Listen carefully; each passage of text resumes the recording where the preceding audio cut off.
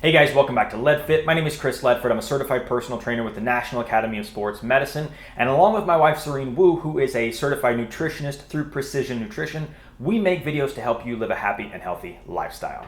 Now today, what I thought we would do based on a comment I received over on my Instagram is I thought we would go through a quick and simple fibromyalgia exercise that you can do at home if you do suffer from fibromyalgia. Now, if you do suffer from it, there's some other things that you can do along with this particular workout, like just going for a walk, doing some yoga, doing some stretching, because you don't want to overexert yourself. That's the main thing. But you definitely want to stay active. It's not only good for your body, but it's also good for your mind as well. So without further ado, guys, let's jump into it.